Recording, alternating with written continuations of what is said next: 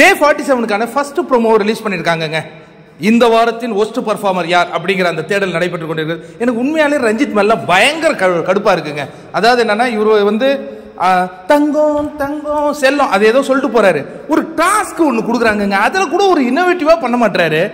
போன மாதிரி school task கொடுத்து அப்படி ஒரு மாதிரி தொந்தியை வச்சுக்கிட்டு அப்படியே நின்றுட்டு இருந்தாரு 2 நாளுமா. இந்த முறை வந்து கண்ணில் எதையோ பூசிக்கிட்டு அப்படியே பார்த்துக்கிட்டு இருந்தாரு. ஏன் இப்படி இருக்கீங்க, எங்களுக்கு ஒரே டென்ஷன் ஆகுது ரஞ்சித் சார், ஏதாவது பண்ணுங்க அப்படின்னு நான் இங்க வந்து ஆக்ரோஷமாக அவங்க எல்லாம் பார்த்தது சிவாவை. சிவா பாத்தீங்கன்னா எல்லாரும் யாரோ ஒருத்தன் கரெக்டா இந்த காரணத்தை சொன்னாங்க. இவர் இங்க உள்ள வந்துட்டு என்னுடைய பிரதர் என்னுடைய சிஸ்டர் அப்படிங்கிற ஒரு போக்கில் இருக்காரு தவிர்த்து பர்ஃபார்மன்ஸ்ல இல்ல. முத்துக்குமரன் சொல்றாரு நல்ல ஒரு ஸ்கோப் இருந்தது, கலைப்புலி அப்படிங்கிற ஒரு கேரக்டர் எடுத்திருந்தாரு, கலை நிகழ்ச்சியே நடக்கல. இது பிக் பாஸ் ஏதோ கலை நிகழ்ச்சி நடத்த போறேன் உங்களுக்கே பிடிக்கலையா? அந்த கலை நிகழ்ச்சி கூட நடக்காத ராஜ சிம்மாசனத்தை போட்டாரு, அரியாசனம் ஏறிட்டாரு.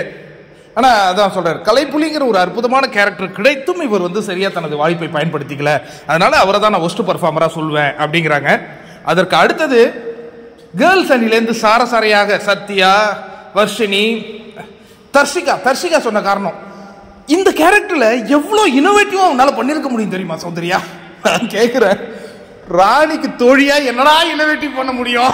ராணியா கொடுத்திருந்தா வேற லெவல்ல இன்னோவேட்டிவ் பண்ணிருப்பாங்க. பட் ராணிக்கு தோழியில என்ன இன்னோவேட்டிவா பண்ணிருக்க முடியும் தெரியல.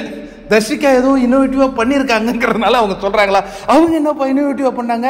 அவங்க வந்து சமையல்காரனை லவ் பண்ணாங்கல்ல, போன வாரம் ஸ்டூடெண்டா இருந்து பக்கத்துல இருந்தா லவ் பண்ணாங்கல்ல, ஓ சூப்பர் இன்னோவேட்டிவ். ஓகே, இப்போ வந்து ஒஸ்ட் பர்ஃபார்மரா அறிவிக்கிறாங்க. கேப்டன் ஆகிய மஞ்சரி எழுந்து வாக்குகளின் அடிப்படையில் இந்த சிவா அண்ணாவையும் அந்த சவுண்டையும் நாங்கள் சொல்றோம் அப்படின்ன உடனே எனக்கு இதெல்லாம் கூட பிரச்சனை இல்லைங்க. இதுக்கப்புறம் பிக் பாஸ் ஒரு டாஸ்க் கொடுப்பாரு, அதுக்கு இந்த சிவா புலம்பி சொல்லுவாரு, நான் எவ்வளவு சிறப்பா பண்ணேன் தெரியுமா, எவ்வளவு பற்றாவா நான் பிளே பண்ண தெரியுமா, இந்த வேர்ல்டு மேப் எல்லாம் போய் தீபக் கூடயே நான் நின்றுகிட்டு அவர் வைக்கும் போதெல்லாம் நான் பின்னாடியே நின்று அதெல்லாம் பார்த்துக்கிட்டு இருந்தேன், எவ்வளவு சிறப்பா செயல்பட்டு இருந்தேன். என்ன ஒஸ்ட் பர்ஃபார்மரா போடுறாங்கன்னா இங்க ஒரு குரூப்பிசம் இருக்கு, அதுக்கு தலைவனே அந்த தீபக் தான். விஷால், அருண், முத்துக்குமரன் இவங்க எல்லாம் ஒரு கேங், இதெல்லாம் சொல்லுவாருன்னு நினைக்கிறேன். நீங்க என்ன நினைக்கிறீங்க? ஆனா உண்மையாலே ஒஸ்ட் பர்ஃபார்மர் ரஞ்சித்தையும் போடணும், ஷோவையும் போடணும், தப்பு கிடையாது. ஆனால் இவங்கள தான் இவங்க சேவ் பண்ணி வேற விடுறானுங்க ஆண்களணி.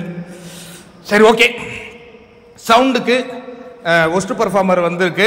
அவங்க அடுத்த வாரம் பயங்கர விஷயம் எடுப்பாங்க நான் நினைக்கிறேன்.